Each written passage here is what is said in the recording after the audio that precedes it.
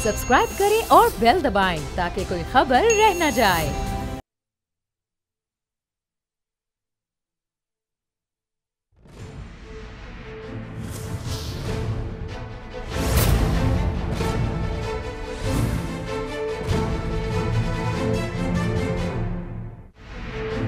मेरी जंग उसामा गाजी के साथ में आज आप जान सकेंगे। बिलावल का वार, पीटीआई का जवाब तैयार। सिंध का महाज फिर गरम। पाकिस्तानियों घबराना नहीं, मिनी बजट आ रहा है। खुशखबरियां ही खुशखबरियां, अच्छे दिन आ रहे हैं। नैब का नया रेफरेंस तैयार। फौजी अदालतें जरूरी या मजबूरी। अस्सलाम वालेकुम, मैं हूं मोहम्मद उसामा गाजी और ये है मेरी जंग। सिंध में इक्तदार की जंग के जिन शोलों पर चीफ जस्टिस साकिब निसार के रिमार्क्स ने पानी डाल दिया था, इसकी राख से फिर चिंगारियां निकलना शुरू हो गई हैं। कल बिलावल भुट्टो ने ताबूत में आखिरी कील ठोंकने की बात की तो ठोक कर जवाब देने के लिए विफाकी हुकूमत ने भी कमर कस ली है। खबर यह है कि शोला बयानी के लिए मशहूर फवाद चौधरी 15-16 जनवरी को सिंध का दौरा करेंगे, जिसके बाद वजीर आजम इमरान खान भी 25 जनवरी को सिंध जाएंगे। इन दौरों के ताने बाने सिंध में तब्दीली बर्पा करने की उन्हीं कोशिशों से जोड़े जा रहे हैं जिसका आगाज विफाकी हुकूमत ने JIT रिपोर्ट के इंकशाफात के बाद किया था। फिर दोनों तरफ से होने वाली गोलाबारी ने पूरा जंगी माहौल बना दिया था। अगर सिंध के अवाम ने इस्लामाबाद पर चुराई का फैसला कर लिया तो तुम्हारी जाली हुकूमत का ताबूत में आखिरी कील ठोक देंगे। बिलावल साहब कह रहे थे कि अगर अब्बू इजाजत दें तो हम 10 दिन में वफाकी हुकूमत तो भाई अगर अब्बू नहीं गिरा सके तो आप कैसे गिरा सकेंगे? ये बड़ी बातें करते हैं कि पाकिस्तान पीपल्स पार्टी में धड़ेबंदी है, पाकिस्तान पीपल्स पार्टी में फॉरवर्ड ब्लॉक बन गया है।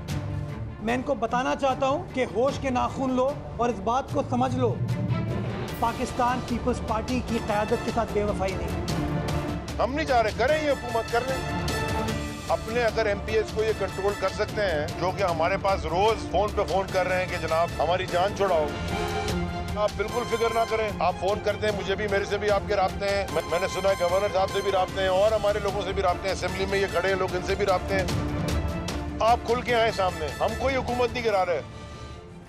सिंध में तब्दीली के लिए दलील ये दी गई कि पीपल्स पार्टी क़यादत के खिलाफ करप्शन केसेस को मंतकी अंजाम तक पहुंचाने में सिंध हुकूमत बड़ी रुकावट है। विफाकी वज़रा और PTI सिंध की क़यादत कभी फॉरवर्ड ब्लॉक और कभी गवर्नर राज का नाम लेकर पीपल्स पार्टी को डराती रही, लेकिन सुप्रीम कोर्ट की एक समात ने खौफ के इस गैर आईनी भूत का गला घोंट दिया।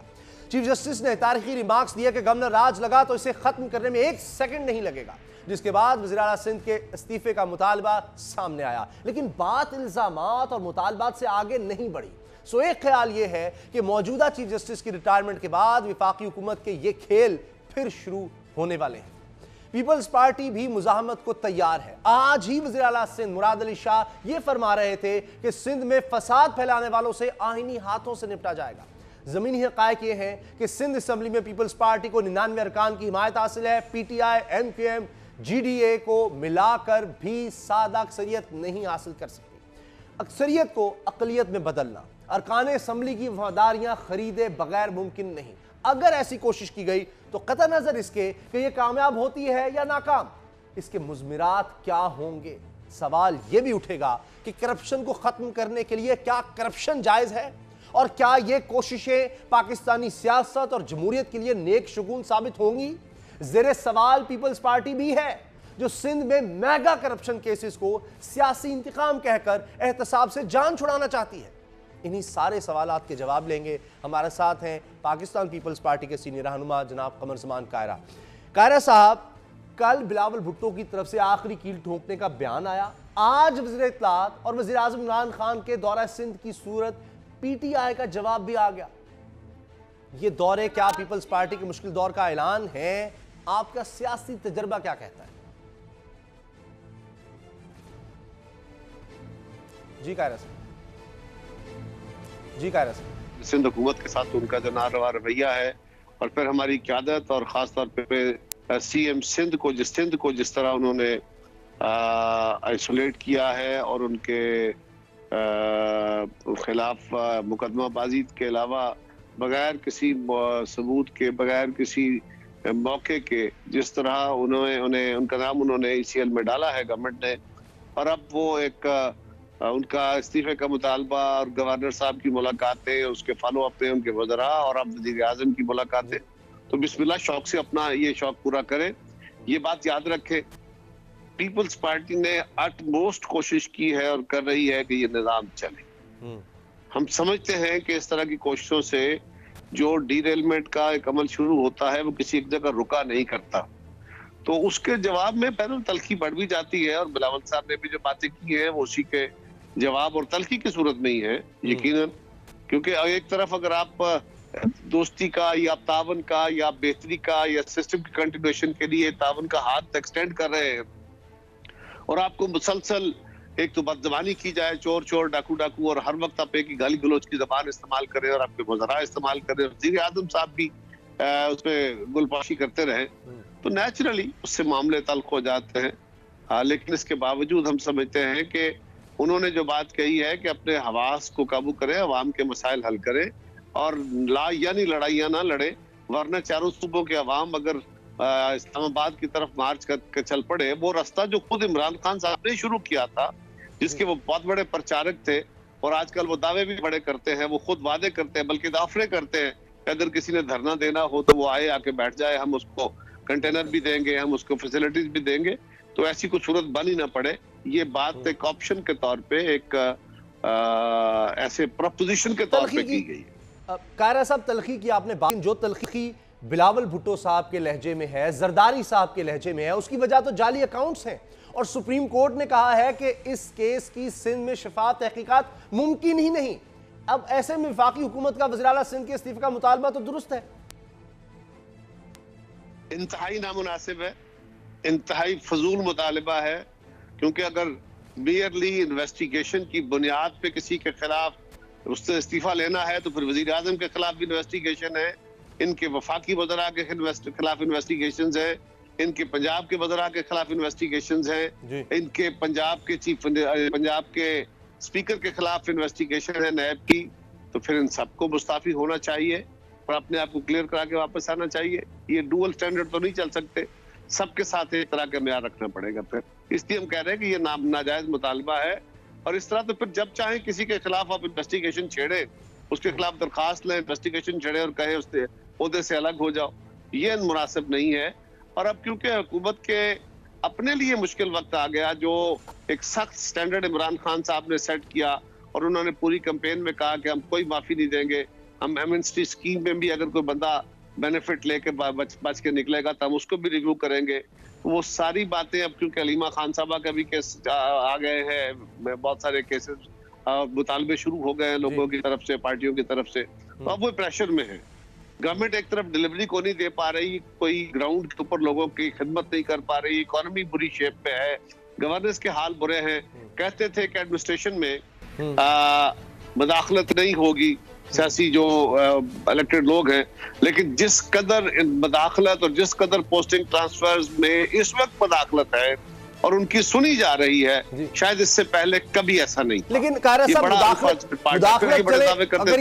अगर ये मान ले कि जनाब इस हुकूमत में इस तरह की मुदाखलत हुकूमत कर रही है मामलात में, तो पीपल्स पार्टी जो कुछ कह रही है, खासतौर पे जाली अकाउंट्स केस के मामले में मफरूजा कह रही है JIT की तहकीकात को, लेकिन दूसरी तरफ PTI के खुफिया अकाउंट्स और अलीमा खान साहिबा के मामले पर JIT बनाने का मुतालबा कर रही है, तो ये तो पीपल्स पार्टी भी दोनों तरफ फिर खेल रही है ना।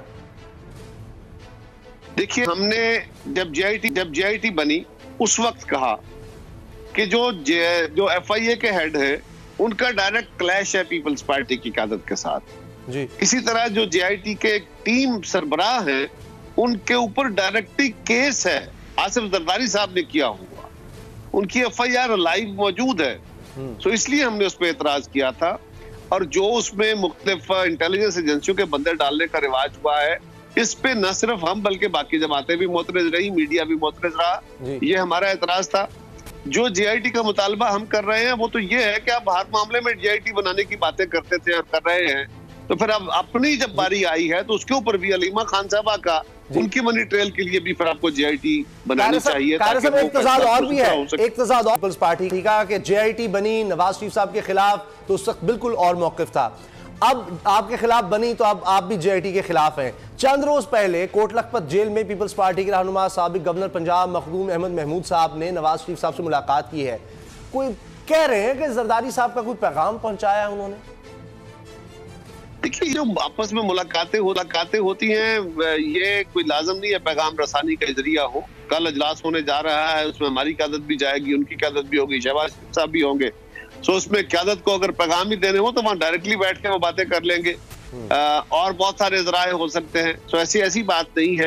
अहमद महमूद साहब का अपना भी उनका साथ जाती ताल्लुक है, वो पहले भी उनसे मुलाकात उनकी रहती है, और इस दफा भी वो गए हैं। तो मियां नवाज शरीफ साहब तो क्योंकि इस वक्त जेल में हैं, अरेस्ट हैं, लिहाजा उनको एक कर्टसी के तौर पे भी वो मिलने गए हैं। उसका किसी पैगाम रसानी से ताल्लुक नहीं है। हाँ, एक इंसानी ताल्लुकात की बुनियाद पे वो जरूर गए हैं, लेकिन अगर पीपल्स पार्टी ने कुछ पैगाम रसानी ही करनी हो तो मैंने अर्ज किया कि वो तो अजलास कल होना है 14 तारीख से, और भी उसके जराए पैगाम रसानी के। एक आखिरी सवाल कार साहब, एक आखिरी सवाल, एक और तजाद। सलीम मांडवी वाला साहब डिप्टी चेयरमैन सेनेट कहते हैं कि वो चेयरमैन सेनेट के खिलाफ तहरीक ला रहे हैं।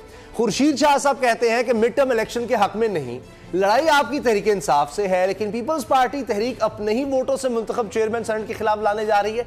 ये एक और तजाद, ये जा रहे हैं और चीज है। उन्होंने कहा हो सकता है, पॉसिबिलिटी है, और ये पॉसिबिलिटी इसलिए है कि वहां पे उनकी अक्सरियत बड़ी थोड़ी है, अक्सरियत है ही नहीं, बल्कि दो जमातें पीपल्स पार्टी और मुस्लिम लीग इकट्ठे हो जाएं, JUI इकट्ठे हो जाएं तो हम आसानी से चेयरमैन के खिलाफ एतमाद कर सकते हैं। लेकिन ये एक पूरा पोजीशन है, मैंने कहा ये एक पोजीशन का जिक्र किया जा रहा है, कैसा हो सकता है, अगर हम चाहें तो हम कर सकते हैं। बहुत बहुत शुक्रिया कारा साहब, सीनियर रहनुमा पाकिस्तान पीपल्स पार्टी, आपने हमें वक्त दिया। एक और मसला, मिनी बजट आ रहा है लेकिन आपने घबराना नहीं। हुकूमत ने महंगाई में पिसी आवाम पर इजाफी टैक्स लगाने का फैसला किया है, लेकिन आपने घबराना नहीं। मुश्किल वक्त है, आपने घबराना नहीं। FBR की नाअहली के बायस टैक्स अहदाफ में कमी का खमियाजा भी गरीब आवाम भुगतेंगे, आपने घबराना नहीं। फिर आवाम इसके लिए तैयार भी हो जाएं, क्योंकि जराए कह रहे हैं कि मिनी बजट में 150 अरब से 200 अरब रुपए के इजाफी टैक्स आयद किए जाएंगे, लेकिन आपने घबराना नहीं। आवाम जिनकी नए साल की खुशियां पेट्रोल की कीमतों में कमी से दुबाला हुई थी, वो भी गारत करने की तैयारी है, क्योंकि पेट्रोलियम मसनूआत पर टैक्सेस में इजाफे से पेट्रोलियम मसनूआत की कीमतों में 5 से 6 रुपए फी लीटर इजाफा हो सकता है। बिजली और गैस की कीमतों में इजाफा भी अभी थमा नहीं, मजीद इजाफा हो सकता है, लेकिन आपने घबराना नहीं। वजारत खजाना के जराए बता रहे हैं कि पावर सेक्टर के गर्दिशी कर्जे में कमी के लिए स्कूक बॉन्ड्स जारी करने का भी ऐलान किया जाएगा। मिनी बजट में सनतकारों के लिए अच्छी खबर आने का इम्कान है। तिजारती खसारे में कमी के लिए दरामदी सनत को मराद दिए जाने का इम्कान है। बाज दरामदी खाम माल पर टैक्स रेट में भी कमी का इम्कान है। 5 माह में दूसरा मिनी बजट समझ से बालातर है। माशी हालात अगर बेहतर है और हुकूमत IMF की तमाम शराइत नहीं मान रही, तो फिर यह सब क्या है? हुकूमत से माशी गुत्थी क्यों नहीं सुलझ रही, जबकि हुकूमत में आने से कबल दावे तो बड़े बड़े किए जा रहे थे। एक खबर यह भी है कि मिनी बजट के मामले पर असद उमर और जहांगीर तरीन में फिर ठन चुकी है। इन सवालात के जवाब लेने के लिए हमारे साथ मौजूद हैं पाकिस्तान तहरीक इंसाफ के रहनुमा सदाकत अब्बासी साहब, मेंबर कौमी असम्बली। सदाकत अब्बासी साहब, 5 माह में दूसरा मिनी बजट, क्या जरूरत है इसकी? PTI की हुकूमत में आने से पहले कोई तैयारी नहीं थी, मालियाती बहरान की कोई गुत्थी आपसे सुलझ नहीं रही, मामलात असद उमर की पहुंच से बाहर हैं। देखें जी, PTI की ज़रूर तैयारी थी, लेकिन मुल्क के जो मईशत के हालात हैं वो बदलते रहते हैं। एक समझ लें कि हमें एक बीमार मईशत मिली थी, उसको मुख्तलिफ दवाइयाँ ट्राई करें, और एक होती है आपको, जैसे हमने कहा था कि मईशत जो थी वो एक ICU में थी, उसको निकाल के हम इंशाल्लाह नॉर्मल कर रहे हैं। अब नॉर्मल करते वक्त कुछ दवाइयाँ पहली वाली कुछ नई वाली इसको देनी है। लिहाजा जो मिनी बजट है, इसका काम सिर्फ टैक्स लगाना नहीं होता, आपके मईशत के मुख्तलिफ सेक्टर्स को आपने इंसेंटिवाइज करना होता है, इंसेंटिव्स देने होते हैं, और ये तय करना है कि ईज़ ऑफ डूइंग बिजनेस के लिए क्या क्या स्टेप्स लिए जाएं, किन किन चीज़ों को ज़्यादा किया जाए, किन किन को कम किया जाए। तो उस लिहाज से मईशत के स्टेजेस पे आप जब उसको ट्रीटमेंट करते हैं, आप उसको पॉलिसी देते हैं, तो उसके इफ़ेक्ट्स आने में बाज़ चीज़ें ठीक होती हैं, बाज़ ख़राब होती हैं। बाज़ वक़्त आपको ग्रोथ कॉम्प्रोमाइज़ करना पड़ता है, बाज़ वक़्त आप ग्रोथ हासिल करते हैं तो इन्फ्लेशन बढ़ जाता है। बाज़ वक़्त आप देखते हैं कि आपने डिवैल्यूएशन की तो करंट अकाउंट के खसारे पे जो कम होने पे क्या इम्पैक्ट पड़ा। लिहाजा हर 3-4 महीने बाद एक पॉलिसी रिव्यू चाहिए होता है, और उस पॉलिसी रिव्यू के लिए चूँकि हमने पूरे साल का बजट नहीं बनाया था, इकॉनमी हमने इनहेरिट की थी, और उस गवर्नमेंट ने इमोरली जो एक दिन भी नहीं करनी थी उसका बजट बना दिया था। तो शॉर्ट टर्म में हमने बजट मिनी बजट जो था उसमें रिवाइज किया। अब हम समझते हैं कि इकॉनमी पहले से बेहतर पोजीशन में है, जो आपका फॉरेन सेक्टर है वो स्टेबलाइज हो रहा है, आपकी एक्सपोर्ट्स बढ़ना शुरू हो गई हैं, इंपोर्ट्स कम होना शुरू हो गई हैं, करंट अकाउंट का खसारा कम हो रहा है। एक और मिनी बजट आ रहा है। अब्बासी साहब, आपने कहा कि मईशत बीमार है, उस बीमार मईशत से आप मजीद खून कैसे निकालेंगे? 150 से 200 अरब रुपए के मजीद टैक्सेस लगाने की खबरें हैं। ये तो महंगाई की चक्की में पिसे अवाम मजीद पिसेंगे। नहीं, ये ज़रूरी नहीं है। जब टैक्सेस लगाए जाते हैं तो ये अगर टैक्सेस डायरेक्ट हों, इनडायरेक्ट ना हो, तो वो महंगाई को कंट्रोल करने के लिए लगाए जाते हैं। दुनिया में जितने मईशत के मॉडल हैं उसमें इनडायरेक्ट टैक्सेस जो होते हैं वो महंगाई का बायस बनते हैं, जबकि डायरेक्ट टैक्सेस जो होते हैं वो चूँकि डिमांड को कम करते हैं तो वो महंगाई को कम करने का बायस होते हैं। लिहाजा अगर टैक्स आप अमीरों पे लगाएं, उनके प्रॉफिट्स पे लगाएं, उनकी बढ़ती हुई इनकम पे लगाएं, तो उससे महंगाई नहीं होती। हाँ, अगर टैक्सेस जो है इनडायरेक्ट लगाएं और वो उन चीज़ों पे लगाएं जिनकी रोज़मर्रा का इस्तेमाल ज़्यादा है, जो कंज्यूमर नेसेसिटीज़ हैं, तो फिर उस पर महंगाई। ये तो देखते हैं जैसे मिनी बजट आएगा जी, जैसा का पता लग जाएगा किस चीज पर टैक्स लग रहा है। लेकिन IMF से कर्जा लेना है नहीं लेना, कोई बात वाज़ेह नहीं हो रही।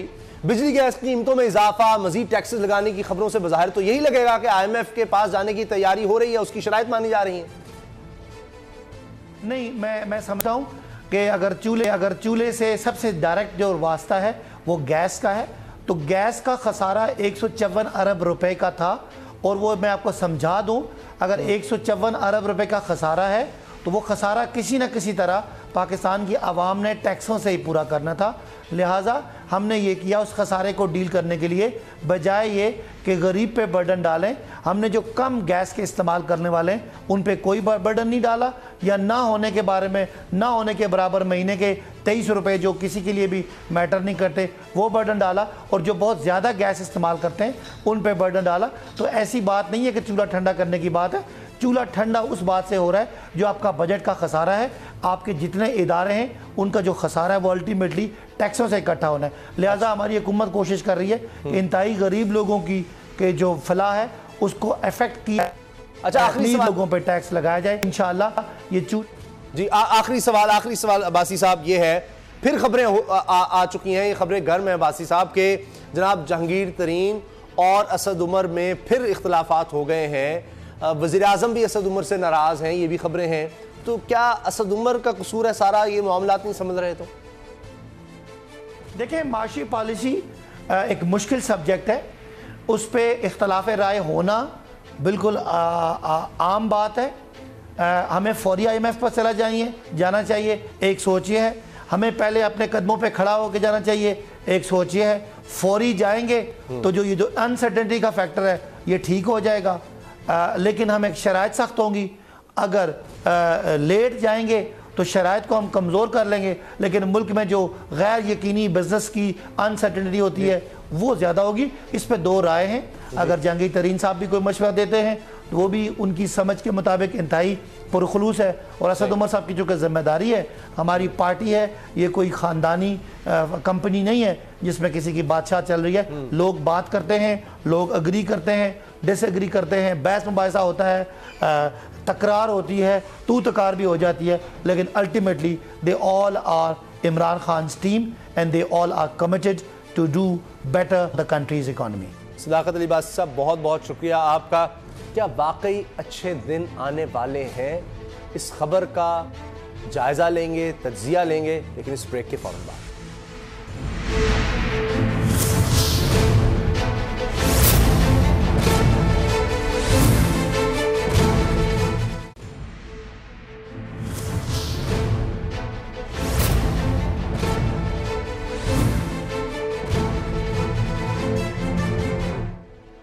बजट बुरी खबर है तो कुछ अच्छी खबरें भी हैं। अच्छी खबरें पाकिस्तान में सरमायाकारी के हवाले से हैं। सऊदी अरब पाकिस्तान में तारीख की सबसे बड़ी सरमायाकारी करने जा रहा है। सऊदी अरब पाकिस्तान में 10 अरब डॉलर की लागत से ऑयल रिफाइनरी लगा रहा है, जबकि 12 अरब डॉलर की सरमायाकारी कानकनी और मादनियात के शोबे में कर रहा है। गवादर में दुनिया की तीसरी सबसे बड़ी ऑयल रिफाइनरी लगाई जाएगी। सऊदी अरब के ताबून से 80,000 एकड़ पर मेगा ऑयल सिटी तामीर किया जाएगा। गवादर से चीन तक दरामद शुदा तेल भिजवाया जाएगा। तेल खलीजी ममालिक से दरामद किया जाएगा। गवादर ऑयल सिटी में जखीरा किया जाएगा। गवादर ऑयल रिफाइनरी चीन तक तेल पहुंचाने का मुख्तसर तरीन रास्ता होगा। सऊदी अरब एग्रीकल्चर के शोबे में सरमायाकारी करेगा। गवादर में ऑयल सिटी के क़याम के लिए आइंदा माह मुआहदे पर दस्तखत होंगे। सऊदी अरब के वली अहद शहजादा मोहम्मद बिन सलमान रवा माह पाकिस्तान का दौरा करेंगे। इससे पहले इमरान खान के दौरा चीन के दौरान बहुत से मुआहदों और मुफाहमत की याददाश्तों पर दस्तखत हुए। इनमें से एक चीन की जानिब से 1 अरब डॉलर मालियत की पाकिस्तानी मसनूआत को ड्यूटी फ्री रसाई देने का मुआहदा भी शामिल था। UAE के साथ भी पाकिस्तान में ऑयल रिफाइनरी के क़याम के हवाले से बातचीत हतमी मरहले में है। बुर्ज अल खलीफा के मालिक इमार ग्रुप के साथ भी पाकिस्तान में सरमायाकारी पर बातचीत चल रही है। वज़ीर आज़म इमरान खान 22 जनवरी को कतर जा रहे हैं। कतर ने 1 लाख पाकिस्तानियों को मुलाजमतें फराहम करने की यकीन दहानी करा रखी है। इमरान खान के दौरा मलेशिया में भी मुस्बत खबरें सामने आईं। मलेशिया पाकिस्तान में हलाल गोश्त और दीगर शोबों में सरमायाकारी पर रजामंद है, जिस पर मजीद पेशरफ्त मलेशियन वज़ीर आज़म के दौरा पाकिस्तान के दौरान मुतवक्के है। क्या पाकिस्तान वाकई बैरूनी सरमायाकारों की जन्नत बनने जा रहा है? इस हवाले से बात करते हैं माशी तज्जियाकार मीर मोहम्मद अली से। मीर मोहम्मद अली साहब, ये खबरें सुनने में बहुत भली लगती हैं, बड़ी लगती हैं, अच्छी अच्छी खबरें हैं, अरबों डॉलर की, बल्कि सऊदी अरब की तारीख में सबसे बड़ी सरमायाकारी है किसी मुल्क में, तो पाकिस्तान की में सबसे बड़ी सरमायाकारी सऊदी अरब की, तो इससे क्या पाकिस्तान की मौशी बहरान से निकल आएगा? इससे पाकिस्तान में अल्हम्दुलिल्लाह खबरें आ रही हैं कि मोहम्मद बिन सलमान जो क्राउन प्रिंस हैं, वली अहद हैं सऊदी अरेबिया के, वो हफ्ते 10 दिन में आने वाले हैं। और जहाँ तक मुझे इतलात हैं वो ये है कि 10 बिलियन डॉलर तो एक ऑयल रिफाइनरी में इन्वेस्टमेंट होगी और 10 से 12 बिलियन डॉलर मिनरल्स और माइनिंग के शोबे में इन्वेस्टमेंट होगी। मेरी नज़र में ये मिनरल्स और माइनिंग के शोबे में जो इन्वेस्टमेंट होगी वो बलूचिस्तान के लिए भी बेइंतहा बेहतर होगी, गिलगित बल्तिस्तान के लिए भी बेइंतहा बेहतर होगी, क्योंकि यहाँ इन दो जगहों पे बहुत ज़्यादा ज़खायर हैं। ये जिस हालत से गर्दिशी हमारा एक स्पिनिंग सर्कल सा बन गया है, इन्वेस्टमेंट्स आती हैं, हालात सही होते हैं। मैं इसी तरह ये जो गर्दिशी कर्जों का मामला है वो मीर साहब काबू नहीं हो रहा, इतना तो कभी नहीं था, अब तो 1400 अरब से भी कहा जा रहा है कि ऊपर चला गया है। बैरूनी कर्जे हैं, उन पर सूद थमने में नहीं आ रहा, उस वजह से कर्जे तारीखी सतह पर चले गए हैं। तो ऐसे लग रहा है जैसे हुकूमत सर ढांपती है तो पाँव नंगे हो जाते हैं, पाँव ढांपती है तो सर नंगा हो जाता है। इससे हुकूमत कैसे निकले? गर्दिशी कर्जा एक चीज़ तो अच्छी है कि ये लोकल रुपीस के अंदर है। अगर खुदा ना करे ये डॉलर बेस्ड होता सर्कुलर डेट तो हमें बेइंतहा प्रॉब्लम्स होती। इस गर्दिशी कर्जे को उतारने के लिए मेरी तो एक छोटी सी तजवीज़ ये होगी कि हम इंटरनली एक बॉन्ड इशू करें, सुकुक इशू करें, क्योंकि जब नवाज़ शरीफ की गवर्नमेंट आई थी तो उन्होंने भी इमीडिएटली ये कर्जा उतार दिया था। उस वक्त 500 अरब था ये कर्जा, तकरीबन 5 बिलियन डॉलर। इस वक्त तो 1300 अरब, आखिरी दफ़ा जब मैंने चेक किया तो 1270 कुछ अरब, 700 अरब हो चुका था। तो इसको तो उतारना है, मगर इसको उतारने के साथ साथ अगर हमने इसका जो विशेष सर्कल है पूरा एक गर्दिश का, इसको नहीं रोका और ये हमने फिर जाएगा स्कूक बॉन्ड्स का मामला है, वो तो फिर वही है मीर साहब के, वो हमें कहीं ना कहीं वो बॉन्ड जो बंदा खरीदेगा उससे सरमायाकारी आएगी, आप गर्दिशी कर्जा उतारेंगे, लेकिन उस शख्स को उस पर भी तो कुछ प्रॉफिट या सूद अदा करना होगा। तो तब तक किस तरह से इसको हल करेंगे गर्दिशी कर्जे मजीद ना हो, उसके लिए कोई प्लानिंग नहीं है। बैरूनी सरमायाकारी से ही क्या हम समझें कि लोगों की दाल रोटी बेहतर हो जाएगी, उनको इसकी फ़िक्र करने की ज़रूरत नहीं रहेगी, ये लोगों की मुश्किलात हल हो जाएंगी ये अरबों डॉलर की सरमायाकारी से?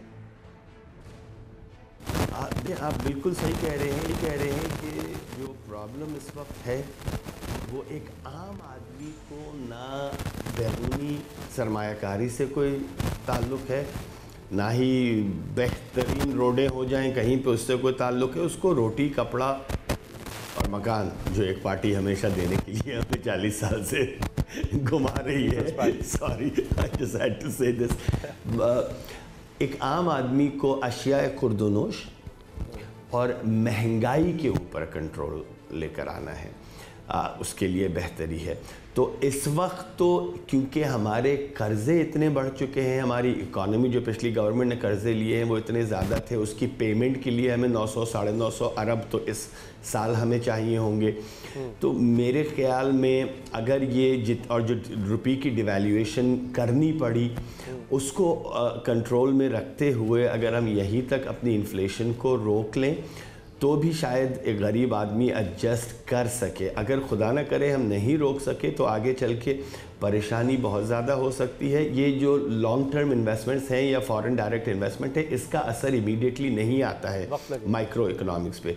तो हमें एक इंटरनल डोमेस्टिक फाइनेंशियल पॉलिसी और प्राइसिंग की पॉलिसी भी करनी चाहिए, क्योंकि होता ये है कि बहाने बनाकर भी बहुत दफ़ा प्राइसेस को इंक्रीज़ कर दिया जाता है। मैं ये नहीं कह रहा कि उनकी रॉ मटेरियल की कॉस्ट नहीं बढ़ी होगी या लेबर की कॉस्ट नहीं बढ़ी होगी क्योंकि डॉलर की वैल्यू ज़्यादा हो गई है, मगर हमें ये देखना है कि कोई क्या कहते हैं वो ज़ख़ीरा अंदोज़ी करके तो नहीं ज़्यादा पैसे कमाने के लिए प्राइसेस को इंक्रीज़ कर रहा है। तो एक स्ट्रक्चर्ड पॉलिसी चाहिए हमें इस वक्त। Let's see if the government के कम अप। एक खदशा, आखिरी सवाल ये है कि ये जो मुआहदे हो रहे हैं, हमने माजी में बड़े बड़े मुआहदे देखे, रिकॉर्डिक एक जहन में आता है कि वो भी इसी तरह का माइनिंग का आप कह लें कि जनाब वहाँ से मादनियात निकलेंगी, इतना बड़ा मुआहदा, वो तो उल्टा लेने के देने पड़ गए, इंटरनेशनल कोर्ट गया, उल्टा जुर्माना पड़ गया। वो मुआहदे अगर हम ख़त्म करते हैं तो ये इस तरह का ख़तरा तो नहीं है कहीं कि फिर मुआहदों में कोई मसला आ जाएगा कि जी करप्शन हुई, ये हो गया, और वो उल्टा हमें और ज़्यादा जुर्माना ही पड़ जाए इन मुआहदों पर? बेइंतहा रेलेवेंट सवाल है, बेइंतहा अच्छा पॉइंट है। मेरी ये डिमांड होगी एज अ सिटीज़न, मैं गुजारिश नहीं कह रहा हूँ, मैं लफ्ज़ डिमांड कह रहा हूँ, मेरी ये डिमांड होगी हुकूमत से कि उन चंद शराइत को जो सीक्रेसी की होती हैं, अगर वो सीक्रेसी इस वजह से नहीं कि वो मुल्क के मफाद में नहीं हो, किसी और वजह से भी सीक्रेसी हो सकती है, ये जो मुआहदे हैं इनकी शराइत को पब्लिक में आम किया जाए ताकि आगे चल के हमें रेकोडिक वाले या दूसरे वो जो टर्की से शिप था उसमें इलेक्ट्रिसिटी की दूसरी चीज़ें हैं उसकी तरह की हमें परेशानी ना हो। खुदा ना करे ऐसा ना हो कि आज आगे चल के हम सू होना शुरू हो जाएं। तो मेरे ख्याल में तो सबसे पहले बेहतरीन एडवाइज़री होनी चाहिए, बेहतरीन वेटिंग होनी चाहिए, इंटरनेशनल स्टैंडर्ड पे कंप्लाइंस होनी चाहिए और कोई चीज़ खुफिया नहीं होनी चाहिए। इस हुकूमत की डिमांड हुआ करती थी पिछली हुकूमत से कि आपने चंद मुआहदे बहुत खुफिया तरीके से किए हैं, तो मैं ये चाहूँगा कि ये हुकूमत जो पिछली हुकूमत पर तनकीद करती थी, इस हुकूमत को ये चाहिए कि वो जो भी मुआहदे करें उसको आम पब्लिक में एक्सेस दें। पूरी दुनिया में ये होता है, कोई ये डिमांड कोई अनहोनी डिमांड नहीं है, पूरी दुनिया में आपको पता होता है कि आपकी हुकूमत किस किस्म के इकोनॉमिक एग्रीमेंट्स कर। बहुत बहुत शुक्रिया। अब आपने ये जो डिमांड की है कि हुकूमत सब कुछ शफाफ तरीके से करे, हमारी भी है कि ये ना हो कि फिर पाकिस्तान के लिए मसला खड़ा हो जाए। एक और मामला सामने आ चुका है, ब्रेक का वक्त है, उसके बाद ये आपके सामने रखेंगे। सेनेटर सलीम ज़िया साहब हमारे साथ होंगे कि अब ये इल्ज़ाम भी आ गया है कि शरीफ ख़ानदान ने हुंडी का सहारा लिया पैसे बाहर भेजने के लिए, और उसके लिए कुछ सबूत भी सामने आ रहे हैं। ब्रेक के बाद बात करें।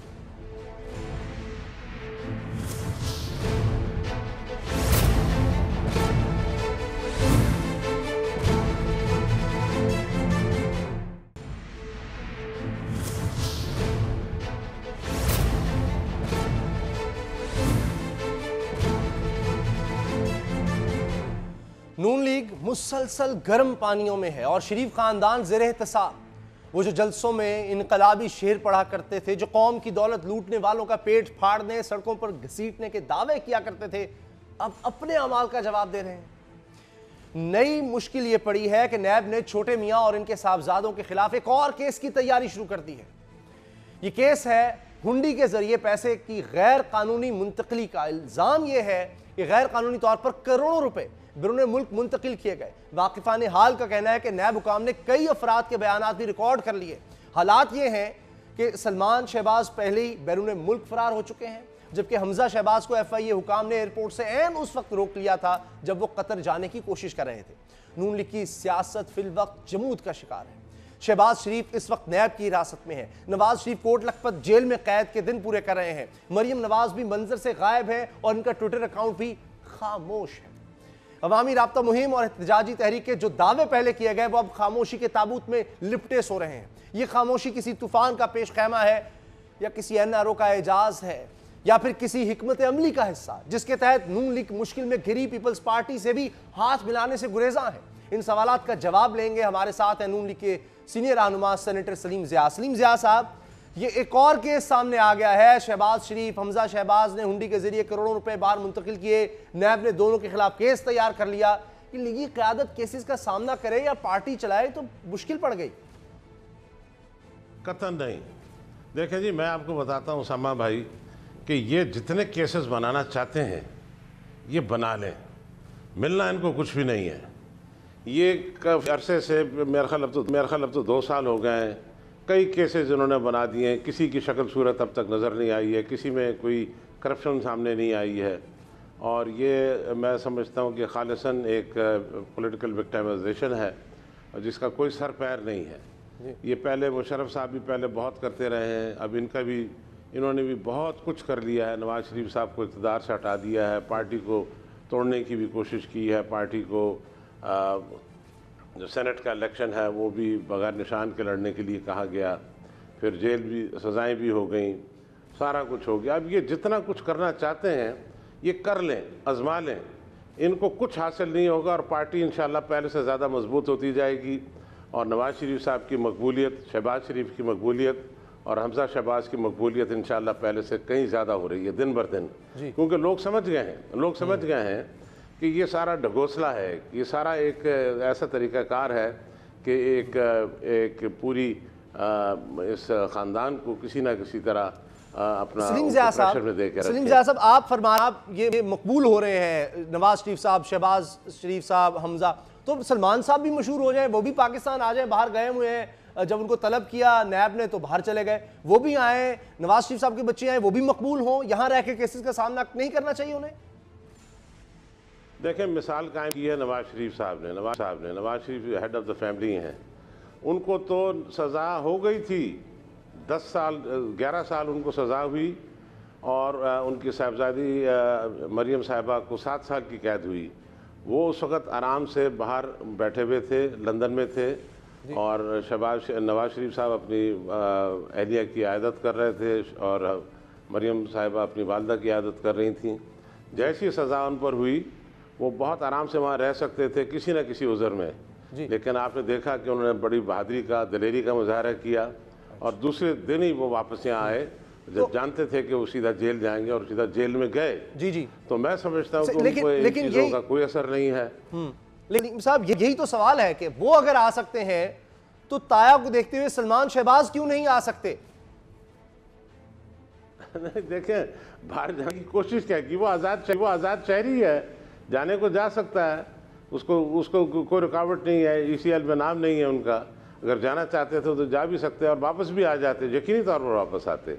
और जहाँ तक उनका ताल्लुक है सलमान वगैरह का, वो तो दोनों डुअल नेशनल हैं, उनके वहाँ पर मामलात हैं, उन पर वो केस चल सकता है, नहीं चल सकता, वो एक कानूनी पॉइंट है।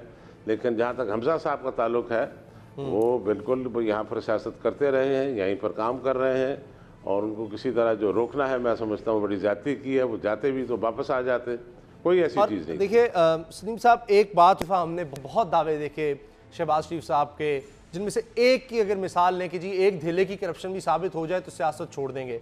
अब उनके खिलाफ एक के बाद एक केस सामने आ रहा है। करप्शन का केस, आशियाना, साफ पानी, रमजान शुगर मिल, हुंडी के जरिए रुपए मुंतकिल करना, ये सियासी इंतकाम तो नहीं सिर्फ उसको करार देंगे ना आप? बिल्कुल इसी तरह है। इसी तरह देखें अगर कुछ होता है ना तो अब तक तो बहुत अरसा गुजर चुका है, इतने अदारे उनके पास हैं जितने आप गिन भी नहीं सकते, इनके पास जितने अदारे हैं।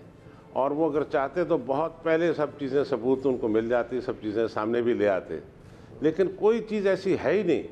ये सिर्फ़ और सिर्फ ये समझ रहे हैं कि शायद ये इन चीज़ों में कामयाब हो जाएंगे, मैं आपको फिर दोहराना पड़ रहा है मुझे कि इन चीज़ों से इनको कुछ हासिल वसूल नहीं होगा। जो करना चाहें कर लें, जितनी तरकीबें इन्होंने आजमानी है आजमा लें, जिसके कहने पे करना चाहें कर रहे हैं।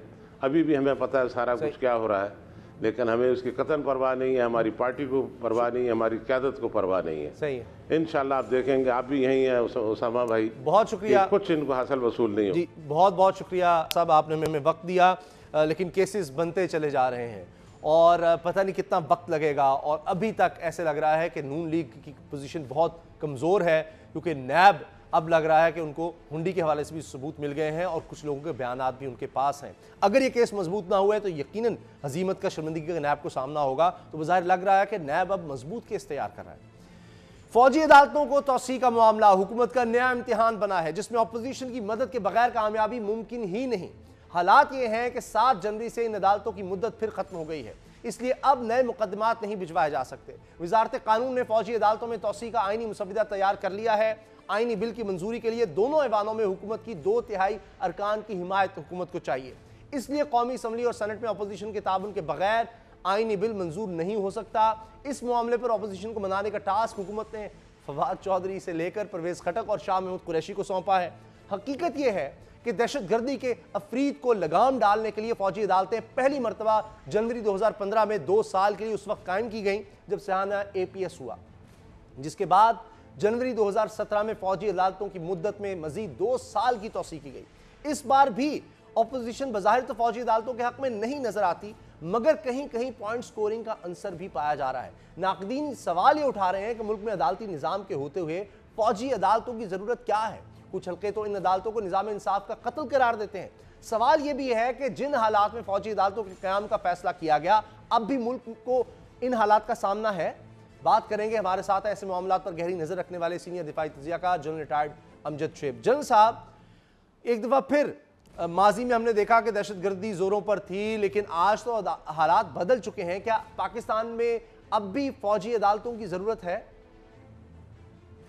देखिए, फ़ौजी अदालतों की ज़रूरत इसलिए है कि अभी भी काफ़ी सारे पेंडिंग केसेस कुछ तो पड़े हुए हैं फ़ौजी अदालतों के पास ही अभी फ़ैसलों के लिए। मेरा ख़्याल है कि 300 के करीब केसेस हैं जो कि अभी सुने जाने हैं।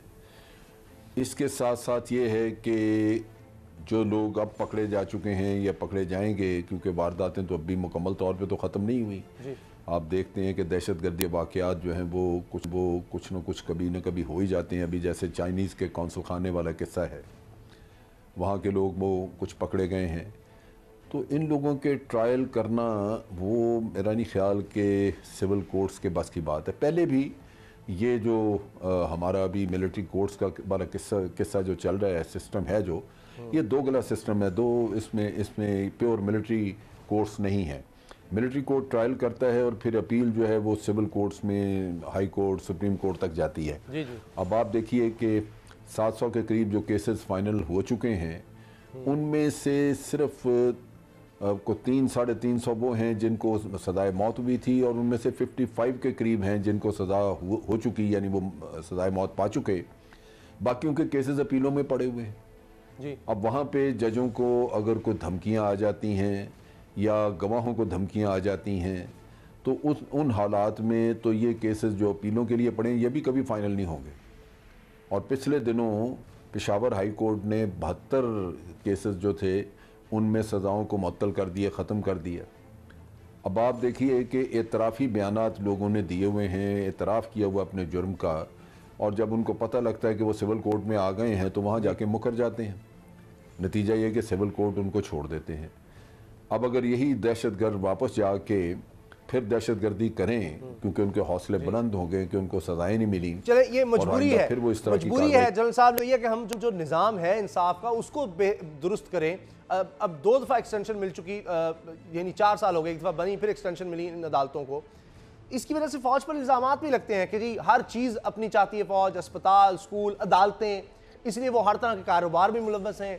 अब तो सुप्रीम कोर्ट ने भी फौजी ज़मीन पर कारोबारी सरगर्मियाँ बंद करने का हुक्म दिया है। इसे कैसे देखते हैं आप? मेरा ख्याल है कि इसको आर्मी को अपील में जाना चाहिए। इसमें देखने की बात यह है कि अगर पाकिस्तान एक बहुत अमीर मुल्क होता तो वो अपने दिफा में बहुत सारा पैसा अपने तरफ से खर्च कर सकता था। किसी को भी कोई ज़रूरत नहीं थी कि वो वेलफेयर के लिए इस तरह के कोई काम करे या तिजारती सरगर्मियाँ करें जी। अब इसमें समझने की बात यह है कि फ़ौजी फाउंडेशन जैसे ये काम करती है, ये जवानों का अपना चंदा दिया हुआ पैसा है। जैसे आप ओल्ड एज बेनिफिट देते हैं जवान वर्कर्स को, अपने मज़दूरों को, और वो चंदा देते रहते हैं, बाद में बुढ़ापे में उनको मिलता है कुछ ना कुछ। ये वो चंदा था जो तकसीम हिंद के वक्त पहले हमें हमारे हिस्से के पैसे इंडिया से मिले GHQ को, फिर वो फ़ौजी फाउंडेशन बनी, और जो अब भी चंदा दिया जाता है वो फ़ौजी फाउंडेशन इस्तेमाल करती है। अब ये पैसा जो है ये वेलफेयर के लिए पैसा है। अब आप देखिए कि इसमें जो सिपाही है हमारा, वो अमूमन अगर आप उनको देखें तो वो 29-30 साल की उम्र में, 32 साल की उम्र में रिटायर हो जाता है। फिर बाकी ज़िंदगी वो कैसे गुजारे? उसने अपने जवानी के वो अच्छे दिन तो इधर दे दिए, अब बाहर तो या वो सिक्योरिटी गार्ड कहीं जाके बेचारा करता है, फिर उसके बच्चे हैं पीछे, उनकी तालीम का सिलसिला है, तो इस तरह से मजबूरी भी है फौज की कि इस तरह के वो लोग जो रिटायर होते हैं कहीं ना कहीं वो फाल तरीके से अपना काम को कर सकें। बहुत बहुत शुक्रिया जनरल रिटायर्ड अमजद शुएब साहब, आपने वक्त दिया प्रोग्राम देखने का, आप सबका बहुत शुक्रिया। दुआ में याद रखिएगा, अल्लाह ताला आपको नफरतों और औलाद के गम से महफूज रखे। अल्लाह हाफिज़। मेरी जंग जारी।